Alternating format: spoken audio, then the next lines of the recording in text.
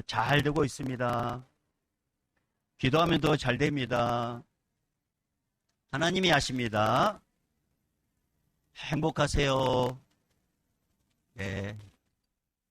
네, 어떤 분이 이제 이렇게 우리 교회에 이렇게 영상을 보는데, 네, 목사님, 제가 알기로는 목사님 교회에 이렇게 한 몇십 명이 든 줄 아는데 왜 성도들이 앞에 안 보여요?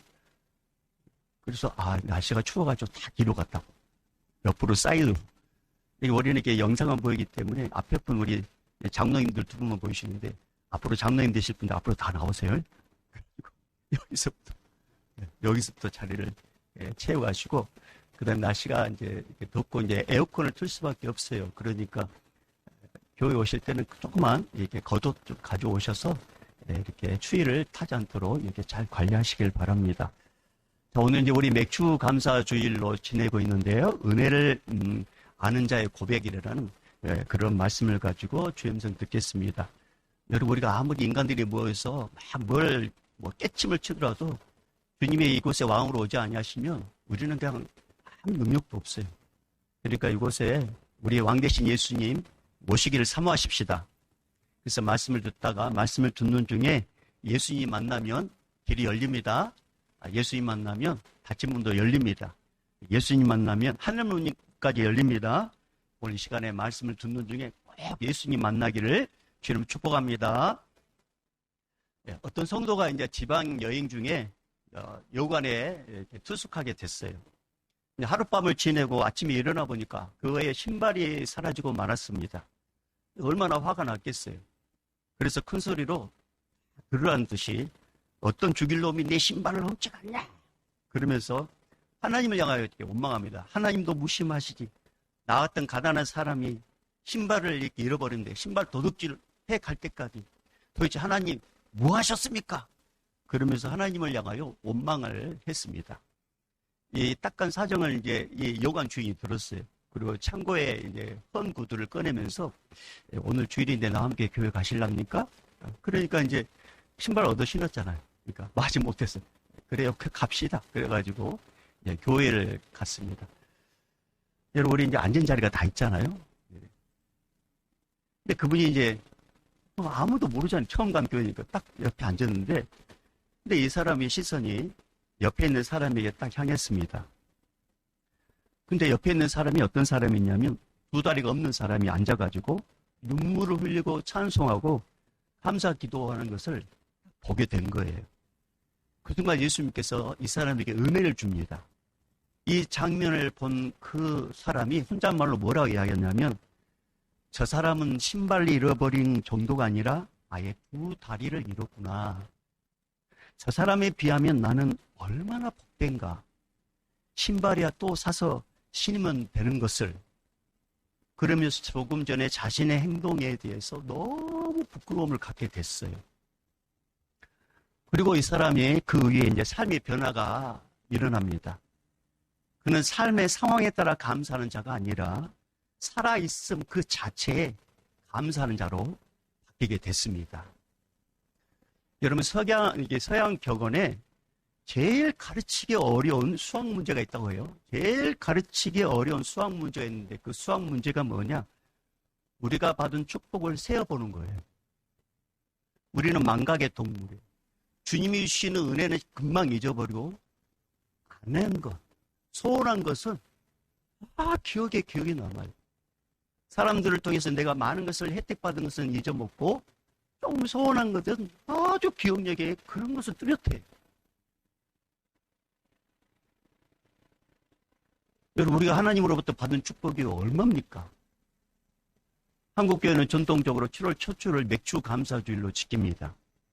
보리추수, 밀추수를 끝내고 나서 이 풍성한 은혜를 주신 우리 하나님께 영광 돌리는 그걸 잊지 말라고 절기를 통해서 감사를 회복하게 하셨어요. 여러분, 농사를 짓는 분들은 아시겠지만 아무리 씨를 뿌려도 하나님께서 제때에 햇빛을 주지 않고 비를 주지 않으면 우리의 그 추수를 거둘 수 없어요.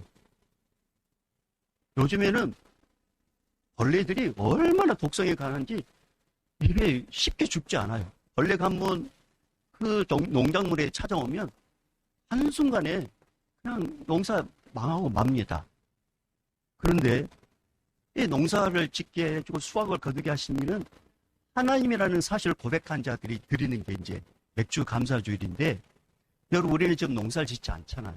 물론 농사를 짓는 분도 계시지만, 그러나 우리가 감사할 것은 지난 반년 동안 우리 예수님께서 우리와 함께 하셨습니다. 여러분, 24년 시작한 것부터 지금까지 구원받는 자, 예수 믿고 구원받는 자를 우리 예수님께서 눈동자처럼 지켜보호해 주셨어요. 24년 우리가 다 똑같이 출발했는데 어떤 사람은 이 세상에 없는 사람도 있단 말입니다. 그렇잖아요. 얼마 전에 여러분 사고 난 거 여러분 아시죠? 퇴근하고 집으로 가는 가운데 이 과속 이렇게 급발진한 어떤 그런 차량 문제로 인해서 한순간에 가장이 9명 이상이 죽거나 다쳤습니다. 여러분, 우리 24년 똑같이 출발했어요. 그런데 오늘 여기까지 있게 하신 분은 우리 예수님이십니다. 주님께서 매일매일 우리를 보호하셨고, 할렐루야. 주님께서 매일매일 나의 삶에 인도하셨고, 주님께서 오늘 여기까지 오게 하셨습니다.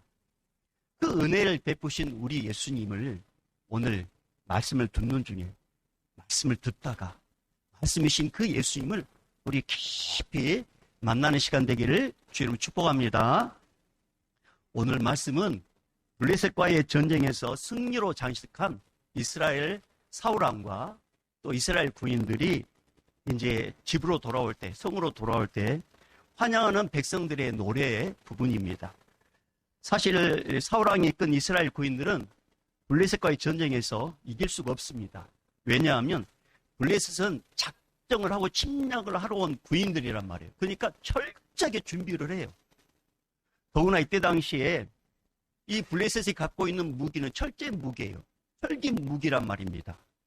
이에 반해서 이스라엘 군인들은 급조된 농민군으로 변면한 무기도 없어요. 그러다 보니까 제대로 싸워보지도 못하고 이게 병사로 이렇게 모집한 이 이스라엘 군인들은 너무나 두려우니까 산 위에 올라가서 이렇게 바라만 보고 있을 정도로 그렇게 급조된 농민군이었습니다. 여러분, 이때 당시에 전쟁에서 한 번 지게 되면은 패전국 국민은 전 재산을 다 빼앗기고 가족들은 노예로 끌려가요. 그래서 비참한 삶을 살 수밖에 없습니다. 그러니까 어떻게든지 이 전쟁에서 지면 안 돼요. 근데 블레셋 철기군은 워낙 강력한 군대이기 때문에 이스라엘 농민군 수준으로서는 어떻게 해볼 수가 없었습니다. 더군다나 앞에 골리앗이라는 어마어마한 장수가 있잖아요.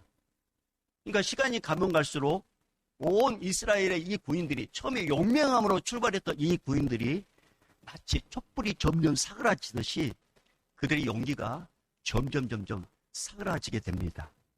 그런데 하나님께서 그 싸움 현장에 다윗을 보냅니다. 그리고 다윗을 통해서 골리앗을 죽이고 블레셋을 물리치게 하고 나서 이스라엘 백성들이 생각지도 못한 큰 승리를 하나님께서 안겨줍니다.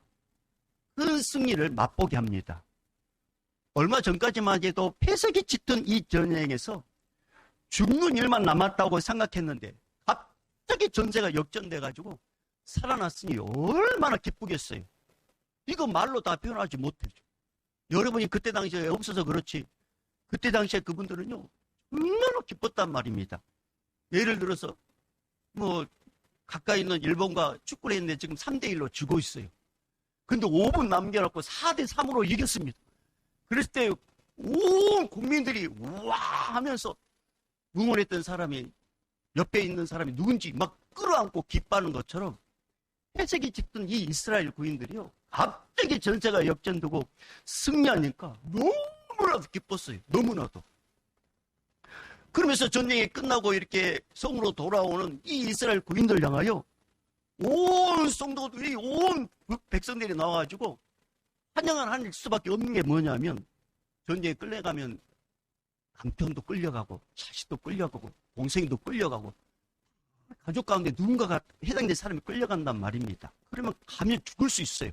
그런데 죽지 않고 건강한 모습으로 돌아온 아버지를 보면서 막 기뻐하고 건강한 모습으로 돌아온 아들을 보면서 기뻐하고 건강한 모습으로 돌아온 동생을 보면서 기뻐하는 그 백성들이 누구나 알 것 없이 막 저절로 춤을 추면서 찬양을 하는 그런 찬양이 바로 7절의 그런 상황입니다. 자, 우리 7절 다시 한번 읽어볼까요? 7절 시작. 여인들이 뛰놀며 노래하여 이르되 사울이 죽인 자는 천천히요 다윗은 만만이로다 한지라. 여러분 얼마나 기뻤으면 이제 우리 전쟁 우리 이제 망했다라고 생각했는데 갑자기 전세가 이렇게 바뀌면서 살아 돌아오는 가족을 보니까 너무나도 기뻤어요. 그러면서 사울왕을 환영하면서 누구를 또 이렇게 비교하게 되냐면 다윗과 비교를 하게 됩니다. 사울을 높이면서 또 다윗을 더 높입니다. 사울도 잘했지만 다윗은 더 잘했다고 여인들이 막 뛰면서 노래합니다. 이스라엘 백성들의 민심은 아주 정확했어요. 이스라엘 백성들의 민심은 아주 예리했습니다. 이 이스라엘 백성들이 있는 그대로 동요가 나온 거예요. 있는 그대로의 상황을 백성들이 모두 노래로 불렀습니다. 사실 사울왕은 보통 사람보다 30cm 정도 더 큰 아주 큰 키를 갖고 있는 그런 사람이었습니다. 사울을 왕으로 세운 이유는 나라가 위기가 있을 때 당신이 좀 앞장서서 이 위기를 모면하고 위기에서 건져내라고 왕을 세웠는데, 아니 갑자기 블레셋의 대군이 와가지고 이렇게 공격했을 때 사울왕은 아무것도 하지 못하는 거예요. 그냥 백성들과 군인들과 함께 높은 산에서 보고만 있었습니다. 40일 동안 막강한 블레셋 군대 앞에 산으로 급히 도망가가지고 넋이 나간 상태로 쪼그리고 앉아있는 그 이스라엘 군인들이 오면 상상이 됩니까? 한심만 하면서 항복에 시간을 저울질하고 있을 때 이스라엘 민족이 선택한 이 사울왕은 아무것도 하지 않았습니다. 이런 상황 가운데 있을 때 하나님은 다윗을 보내서 단번에 전쟁을 역전시키고 블레셋 군인들을 혼비백산하게 만들어서 이스라엘 땅에서 도망치게 합니다. 그러니까 이스라엘 군인들은 모든 것을 눈으로 다 봤어요. 이스라엘 백성들은 모든 것을 정확하게 다 들었습니다. 사울왕이 이것을 주도적으로 한 게 아니라 다윗이라는 저 어린 아이를 통해서 이렇게 역전이 됐다는 사실을 군인들도 보았고 백성들도 다 들었습니다. 그러니까 이스라엘 민심은 이번 전쟁에서 누가 승리를 갖고 왔는지를 다 알았어요. 이전에 사울왕도 많은 공로를 쌓았습니다. 사울이 왕위에 오를 때 큰 몸집과 담력을 가지고 모압과 암몬과 에돔과 아말렉 전쟁에서 또 블레셋 전쟁에서 승리를 했단 말입니다. 그게 사무엘상 14장 47절 48절인데요. 자, 오늘 말씀 이렇게 책갈피 끼시고 웬만하면 찾을 수 있어요? 앞으로만 몇 장 넘기면 돼요. 사무엘상 14장으로 가볼까요? 사무엘상 14장. 사무엘상 14장 47절 48절. 사울왕이 어떤 전과를 올렸는지 성경에 이렇게 기록되어 있습니다. 47절 48절 읽어볼게요. 시작. 사울이 이스라엘 왕위에 오른 후에 사방에 있는 모든 대적 곧 모압과 암몬 자손과 에돔과 소바의 왕들과 블레셋 사람들을 쳤는데 향하는 곳마다 이겼고 용감하게 아말렉 사람들을 치고 이스라엘을 그 약탈하는 자들의 손에서 건졌더라. 그러니까 사울왕도 처음에 왕이 됐을 때 동서남북 사방에서 싸움을 할 때마다 연전연승했던 왕이 바로 사울왕입니다. 이에 반해 다윗은 딱 한 번 출전했어요. 그리고 딱 한 번 승리를 거둔 10대 소년입니다. 그런데 백성들은 여러 전쟁에서 여러 번 승리한 사울과 다윗을 비교하는데 원정 가서 승리한 사울을 높이는 게 아니라 딱 한 번 승리한 다윗을 향하여 막 높입니다. 여러분 싸움도요, 방어할 때와 원정 가서 싸우는 것은 질적으로 달라요. 원정에서 싸우는 싸움이 더 힘들어요. 그러니까 사울왕은 원정 가서 싸워서 승리한 그런 왕이었는데 지금 다윗은 방어하는 가운데 다윗과 그 골리앗을 물리치고 블레셋 군인들을 물리치는 일에 주도적 역할을 감당했습니다. 그러니까 어떻게 보면 여러 번 사울이 훨씬 더 잘했어요. 이번 전투에서 사울왕은 패한 게 아니라 잠시 수세에 몰린 것 뿐이었습니다. 그런데 백성들은 사울보다 다윗을 더 높입니다. 여인들이 집에서 조용히 그냥 몇 사람이 모여가지고 다윗이 최고지. 그렇게 하면 얼마나 좋겠어요. 그리고 마음속으로 다윗이 최고야. 그러면 누가 뭐라 하겠습니까? 근데 밖으로 나가서 크게 떠들면서 다윗과 사울을 막 비교하는데 다윗은 만만이라고 이렇게 높이 찬양을 합니다. 사울왕을 낮추고 다윗을 높이는 이 찬양은 우리가 봤을 때 너무 경솔하고 사려 깊지 않는 행동처럼 보여요. 여러분, 비교해가지고 기분 좋은 사람도 있지만 비교당하는 사람 중에는 기분 나쁜 사람도 있습니다. 인간이라면 상식적으로 판단할 수 있을 것인데 왜 여인들은 자기들의 본심을 숨기지 않고 모든 백성이 나와가지고, 특별히 여자들이 나와가지고 왜 이렇게 다윗을 높였을까요? 하나님이 인간을 창조할 때 하나님이 인간에게 이 땅의 모든 것을 다스리고 정복할 수 있는 특별한 권세와 위치를 주셨습니다. 모든 피조물들은 인간이 모든 만물을 잘 다스리는 것에 대해서 찬양하고 기쁘게 받아들였어요. 근데 인간의 마음속에 하나님을 높이고 하나님을 찬양하기보다는 인간 자신이 찬양받고 인간 자신이 칭찬받고 인간 자신이 높아지길 원하는 마음이 이제 서서히 들어오기 시작합니다. 이게 이제 타락의 출발점이었습니다. 하와가 또 아담이 선악과를 딱 먹게 된 것은 그냥 한순간에 딱 충동을 당해서 선악과를 먹는 게 아니라 이미 그들 마음속에 하나님처럼 높아지고 싶어하는 그런 마음이 안개처럼 서서히 그들의 마음을 잠식하고 있었기 때문에 마귀가 그 틈을 타서 선악과 먹으면 너도 하나님처럼 찬양받게 되고 하나님처럼 경배받게 될 거란 그 말에 하와가 무너지게 되고 그 다음에 아담도 무너지게 됩니다. 그래서 선악과를 따먹게 됐어요. 사탄은 계속해서 하와뿐만 아니라 아담까지 쓰러뜨리는 데 성공합니다. 그러면서 죄로 물든 인간은 그때부터 어떻게 되냐, 철저히 자기 위주로 생각합니다.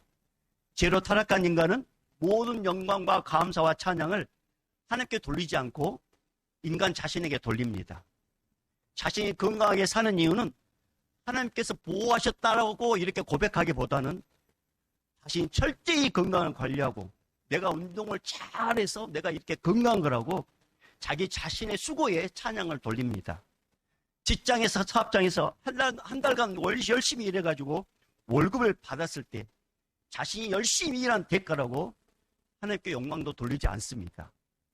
자녀가 좋은 학교, 좋은 직장에 들어가면 우리 자식이 열심히 공부하고 열심히 노력해서 얻은 결과라고 하나님께 찬양도 돌리지 않습니다. 이처럼 타락한 인간은 더 이상 하나님을 찬양하지도 않고 더 이상 범사에 감사하지도 않습니다. 모든 것이 자신의 수고와 열정이라고 자신만만하게 생각하는 존재로 바뀝니다. 더 나아가서 살아계신 하나님께서는 마치 인간을 위해서 아무것도 하지 않는 것처럼 무시합니다. 하나님, 도대체 나를 위해서 해준 게 뭐가 있어요? 뭔가 일이 안 되면은 도대체 내가 하나님 잘못한 게 뭐가 있어요? 하나님 도대체 나를 위해서 해준 게 뭐가 있어요? 그렇게 하나님을 향하여 무시합니다. 마치 자식이 부모에 와가지고 엄마 아빠가 나를 위해서 해준 게 뭐가 있어? 도대체 나를 위해서 해준 게 뭐가 있어요? 여러분 절로 잘한 줄 아죠? 엄마 아빠가 여러분 입히고 먹이고 이렇게 키워서 여러분 있는 건데 그것은 가만히 잊어먹고 도대체 엄마 아빠 나를 해준 게 뭐가 있어요? 하나님 나를 위해서 해준 게 뭐가 있어요? 그러면서 자기 자신 위주로 판단하고 자기 자신을 위주로 유익한 것을 따라가는 그런 인간의 모습으로 바뀝니다. 전능한 하나님 아버지는 인간들이 타락하는 모습을 다 보셨어요. 하나님께 마땅히 찬양이 돌려야 될 이 상황을 자기 자신이 하나님께 찬양 돌려야 될 것을 자신이 찬양받는 것을 우리 하나님은 보셨습니다. 하나님께 찬양 돌려야 할 것을 중간에 자신이 가로챈 것을 우리 하나님 다 보셨어요.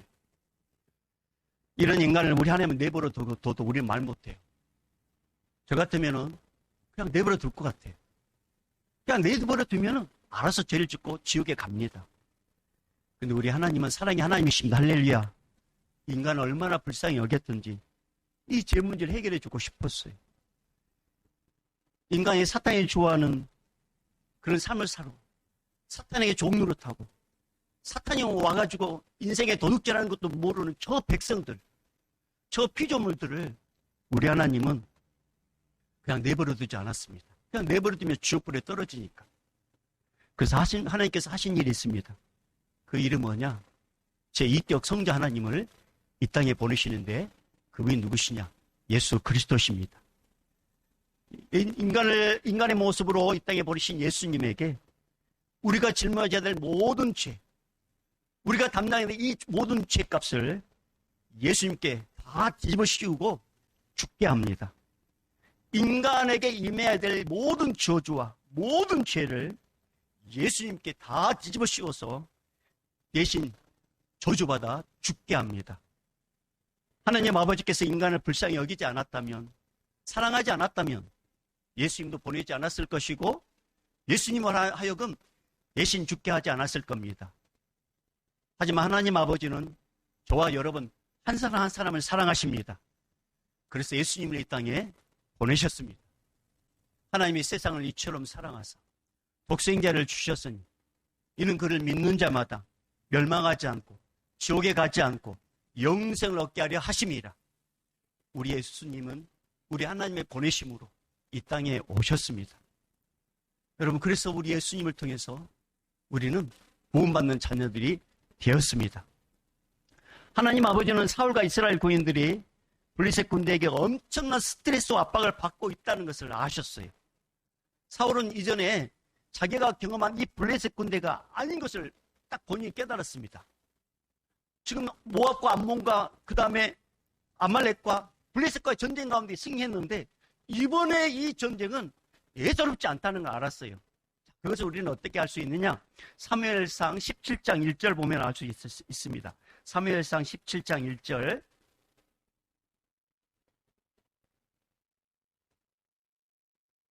자, 읽어볼게요. 시작. 블레셋 사람들이 그들의 군대를 모으고 싸우고자 하여 유다에 속한 소고에 모여 소고와 아세가 사이에 에베스 담림에 진친이. 자, 이건 블레셋군 사람들이 그들의 군대를 모으고 싸우고자 목적을 가지고 왔는데, 여러분 목적 가지고 싸우러 왔을 때 몇 사람, 몇 무리만 데리고 왔겠어요? 아닙니다. 작은 군대가 아니라 어마어마한 군대를 데리고 왔습니다. 일부 병력이 아니라 블레셋 전 군을 동원해가지고 이스라엘을 쳐들어왔습니다. 이전에 경험해봤던 이 전쟁하고 지금의 상황이 다르다는 것을 사울도 알아요. 그러니까 너무 당황했어요. 더군다나 골리앗이 앞에 서가지고 쩌렁쩌렁 울리는 그 소리와 그 칼, 휘르는 그 소리에 너무 귀가 죽는 거예요. 이스라엘 백성들도 이번 전쟁 우리가 승산이 없다, 그것을 말하지 않지만 알고 있었습니다. 그런데 이런 절망적인 상황 가운데 있을 때 갑자기 다윗이 나타나가지고 골리앗을 단숨에 죽이고 블레셋 전투에서 승리하자 이스라엘 백성들은 이 소식을 듣고 굳게 닫힌 성읍을 열고 나와서 승리의 춤을 춘 거예요. 노래를 부른 겁니다. 과거 사울왕이 모압과 암몬을 상대로 이긴 전투와 현재 엄청난 블레셋 연합군을 무너뜨린 다윗의 승리는 다르다는 것을 알았어요. 그렇기 때문에 이스라엘 백성들은 노래할 때 사울은 천천히라고 했고 다윗은 만만이라고 칭찬할 수밖에 없었습니다. 백성들의 민심은 정확했고 아주 예리했습니다. 자, 우리 다시 한번 7절 읽어봅니다. 여러분 왜 자꾸 7절 읽으라는지 아시죠? 예. 자, 7절 우리 18장 7절 다시 읽어봐요. 시작. 여인들이 뛰놀며 노래하여 이르되 사울이 죽인 자는 천천히요 다윗은 만만이로다. 민심이 알았습니다. 이것은 사람이 하는 일이 아니구나. 다윗이 믿는 하나님이 하셨구나. 그래서 사울에게는 천천을 돌렸고 다윗에게는 만만을 돌렸습니다. 사랑하는 여러분, 왜 성경이 이런 부분을 기록해 놨을까요? 왜 지구 저 반대쪽에 있는 한쪽 구석에서 벌어진 이런 상황을 왜 성경에 기록해 놨을까요? 도대체 이 사건이 오늘 우리와 무슨 상관이 있을까요? 여러분, 성경은 말하고자 하는 핵심과 의미가 반드시 있습니다. 성경은 어떤 사건과 어떤 인물을 말하려고 기록한 게 아니에요. 성경은 누구를 말하려고 하냐면 구원자 대신 예수 그리스도를 말하고자 기록한 책입니다. 그래서 예수님은 친히 모든 성경을 뭐라 했냐면 나에 대해서 기록한 것이라고 분명히 말씀하셨어요. 요한복음 5장 39절에 보면 이렇게 말씀하고 있어요. 너희가 성경에서 영생을 얻는 줄 생각하고 성경을 연구하거니와 이 성경이 곧 내게 대하여 증언하는 것이니라. 2000년 전에 이 땅에 오셨을 때 예수님이 말씀하신 이 성경은 구약 성경을 이야기하는 거예요. 그러니까 구약 성경은 다 누구를 드러내려고 하는 말씀이라고 지금 고백하고 있는 거예요. 예수님께서 가르쳐 주는 거예요. 예수님 자신을 드러내려고 기록한 책이 바로 구약 성경이라고 말씀합니다. 여러분, 오늘 말씀에서 살과 다윗에 대해서 여인들이 뛰놀며 노래하는 이 말은 앞으로 오실 예수 그리스도는 인간과 비교되지도 않고 훨씬 뛰어나서 모든 만민들이 다 찬양할 위대한 구세주가 올 거라는 것을 미리 예표하는 그림자예요. 메시아가 오면 찬양과 영광을 하나님께 돌릴 것이라는 그림자가 바로 7절 말씀이란 말입니다. 그분이 바로 예수 그리스도십니다. 사랑하는 여러분, 예수님이 누구십니까? 예수님은 완전한 신이면서 완전한 인간입니다. 그래서 완전한 신이기 때문에 죽은 자를 살렸고 병든 자를 치료했고 귀신을 쫓아냈으며 없는 것을 있게 만들고 하늘의 기적을 보여주셨어요. 그분은 완전한 인간이시기 때문에 우리의 마음을 아셔요. 내 고민을 아시고 내 고통을 아시고 문제를 아시고 그 문제를 위로하시고 해결해 주십니다. 그러니까 우리는 찬양과 경배를 마땅히 예수님께 올려드려야 됩니다. 왜냐하면 예수님은 인간의 어떤 문제라도 다 해결하시는 하나님이시기 때문에 그렇습니다. 여러분, 마태복음 9장에 보면 두 명의 소경이 나옵니다. 이 두 명의 소경이 예수님에 대한 소문을 듣게 되는데 해당장 야이로의 딸이 죽었는데 예수님이 살려냈다는 그 소문이 두 명의 소경의 귀에 들려오는 거예요. 그 소문을 듣자마자 이들이 막 가슴이 뛰어요. 죽은 자 살려내신 예수님을 우리도 만난다면 우리도 눈을 뜰 수 있겠네? 막 가슴이 뛰어요. 그런데 얼마 후에 사람들이 웅성합니다. 그러니까 물어보는 거예요. 이게 무슨 소리예요? 그러니까 주변에 있는 사람이 지금 예수님이 지나가고 있습니다.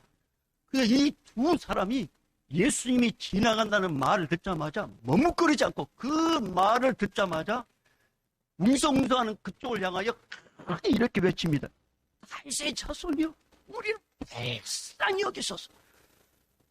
이렇게 말하는 거 쉽지 않아요, 여러분. 큰 소리 이야기하고 싶잖아요. 여러분 깜짝 놀랄까 봐 저 하는 거예요. 얼마나 큰 소리 했겠어요. 이 기회 놓치면 안 되잖아요. 다윗의 자손이여 우리를 불쌍히 여기소서. 예수님은 그들의 소리를 들었어요. 그리고 예수님께서 그 소리를 듣고 이 소경에 다가가지 않아요. 오히려 어느 한 집에 들어갑니다. 그리고 그들이 올 때까지 기다려요. 그러니까 예수님께서는 두 명의 소경의 믿음을 보고 싶었어요. 마태복음 9장 28절 보니까 예수께서 집에 들어가심에 맹인들이 그에게 나오거늘 예수께서 이르시되 내가 능히 이 일할 줄 믿느냐? 예수님께서 딱 기다리고 있는데 그들이 다 물어서 예수님 계신 곳에 왔어요. 됐다. 그러면 내가 능히 일할 줄 믿느냐? 이것은 너희가 원하는 대로 내가 눈을 뜨게 해줄 줄 믿느냐? 이렇게 물어보는 거예요. 그러니까 이 두 명의 소경이 확실히 이렇게 믿음을 고백합니다. 주여, 그러오이다. 오늘 주님께서 여러분 마음에 물어봅니다.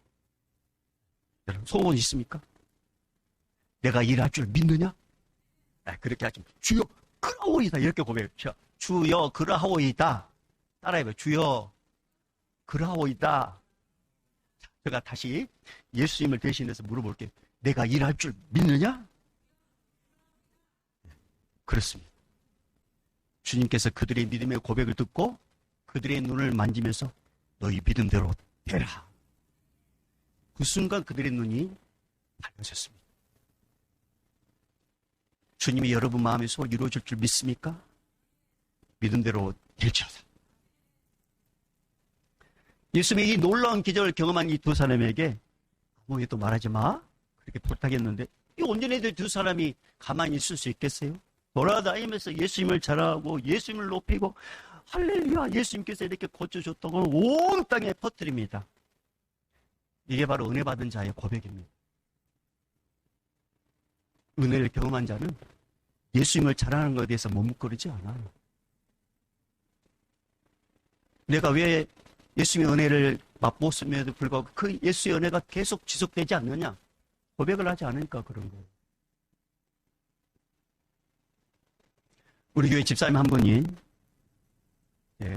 아들이 갑자기 쓰러졌습니다. 심정지 상태로 쓰러졌는데 심폐소생에 수술하는 이 골든타임을 놓치고 말았어요. 그래서 사경을 헤맬 때였습니다. 이때부터 온 가족이 예수님께 살려달라고 중보하기 시작했었고, 노 부부는 교회 와가지고 그냥 울었어요. 아버지, 우리 아들 살려달라고. 교회 성도들도 간절히 예수님의 도움을 구했습니다. 놀라운 사실이 일어났어요. 놀라운 일이 일어났는데 현대 의학으로도 어떻게 할 수 없고 의사도 어쩔 수 없는 그런 일들이 일어났는데, 그게 뭐냐면 예수님께서 살려주셨습니다. 그리고 그 아들은 건강하게 지금도 직장생활하고 계십니다. 있습니다. 이후 집사님은 만나는 사람마다 예수님께서 내 아들 살려줬다, 예수님을 찬양하고 높이는 삶을 지금도 살고 있습니다. 사랑하는 여러분, 우리 예수님은 하나님이십니다.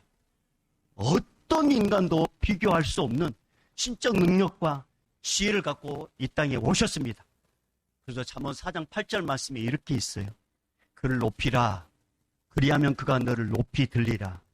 만일 그를 품으면 그가 너를 영화롭게 하리라. 다른 말로 말하면 예수님을 높이면 예수님이 너를 높여줄 것이다.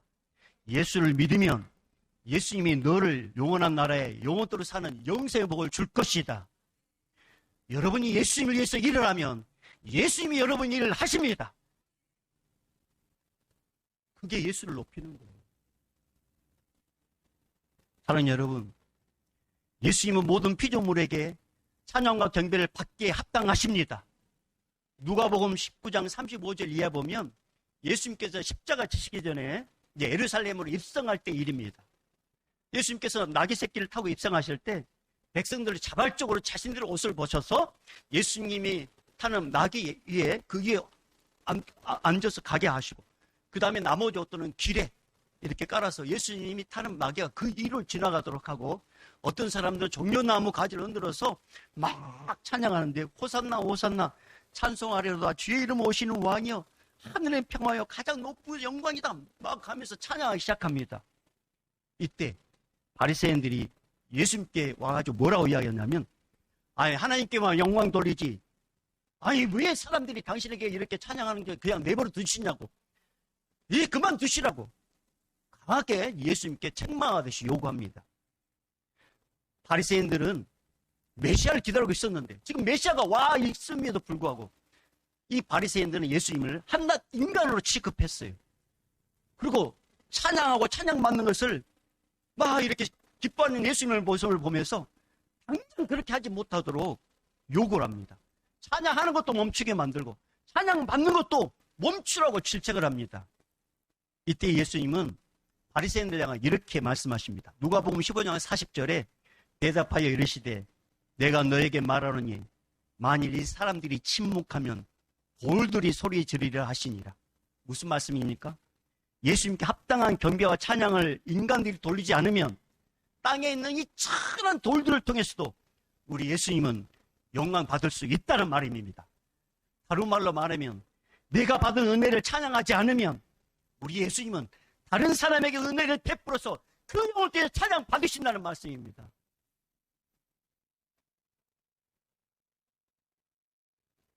내가 받은 은혜에 대해서 주님을 찬양하지 않으면 우리 주님은 다른 사람에게 은혜를 줘서 찬양 받으셔요.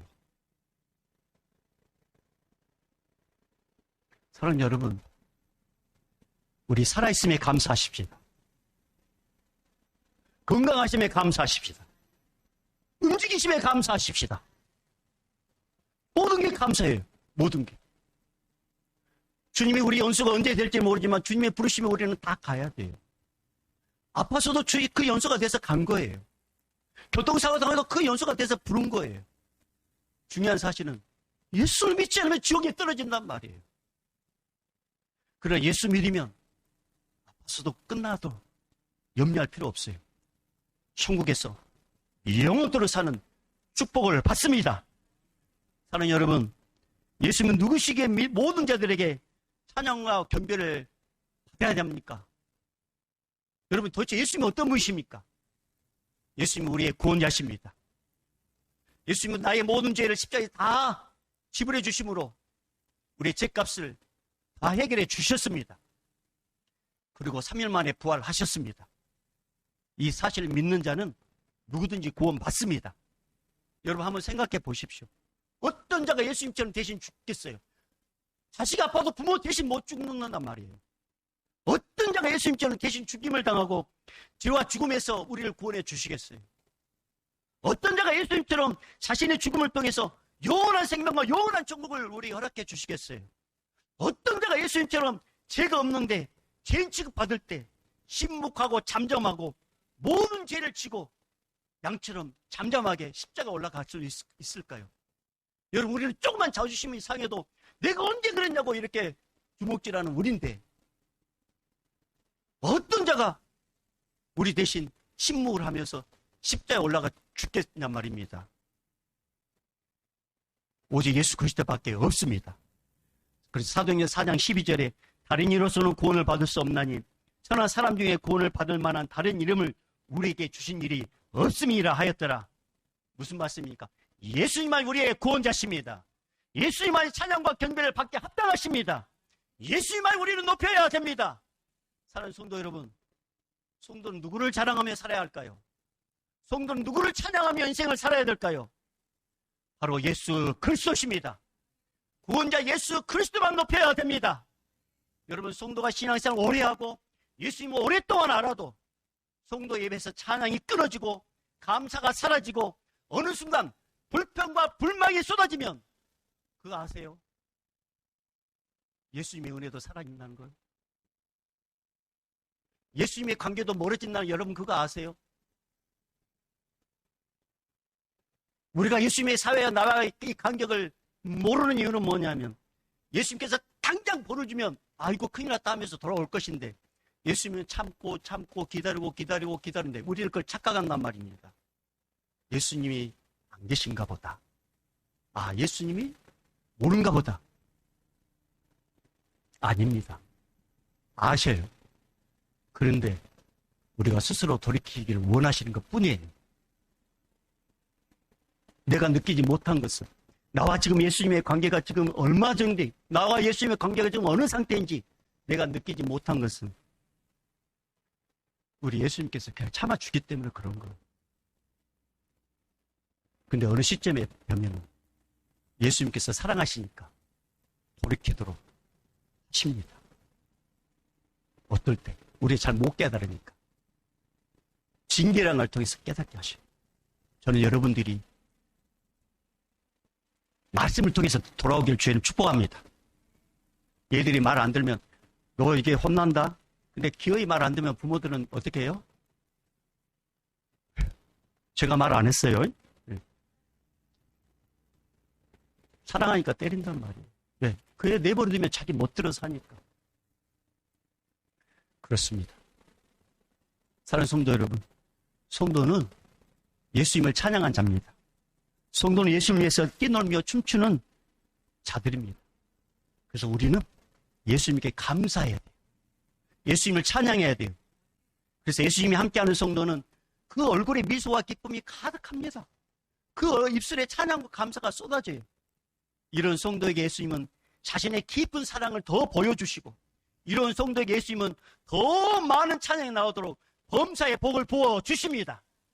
찬양하며 감사하는 성도에게 예수님은 더 감사할 수 있도록 감사하는 일을 부어주십니다. 그래서 여러분, 찬양하는 성도에게는요, 우리 주님께서 놀라운 역사를 부어주시는데 면역력도 강화시켜줘요. 기억력도 좋아지게 해요. 건강하게 해주셔요. 항상 미소를 짓게 만드셔요. 그러니까 여러분, 우리 앞에서 찬양하신 분들 얼굴 보면 하나같이 웃고 계시잖아요. 뭐 굳이 확인할 필요는 없어요. 그러나 여러분, 찬양은요, 기억력을 우리 주님이 회복시켜 주신다. 영적인 면역력을 회복시켜 주셔요. 그래서 여러분, 찬양하는 성도 한 명, 예수님을 높이는 성도 한 명만 있으면 죽어가는 가정도 살립니다. 분쟁 중인 교회도 회복시킵니다. 서로 미워하는 사례도 살릴 수 있습니다. 한 사람이 중요해요. 한 사람. 그래서 여러분 가정에 여러분 대표자가 되어서 찬양하고 감사는 믿음의 사람 되기를 주님 축복합니다. 자, 말씀 마무리하겠습니다. 여러분 질문할 때 이렇게 한번 답해 보십시오. 지난 반년 동안 누구의 은혜로 살았습니까? 제가 설교를 잘못했군요. 답이 예수 그리스도셔요. 우리 입술로 고백한 게 중요해요. 아셨죠? 자, 지난 반년 동안 누구의 은혜로 살았습니까? 지난 반년 동안 누가 먹이고 입히고 누리게 하셨습니까? 앞으로 내 인생 끝까지 함께 하실 분 누구십니까? 그렇습니다. 이걸 잊지 마십시다. 예수님께 찬양과 경배하는 우리 모두가 되기를 주님을 축복하고, 은혜를 아는 자의 고백은 감사합니다. 하나님께서 하셨습니다. 주님이 하셨습니다. 그렇게 고백하는 우리 모두가 되기를 주님 축복합니다.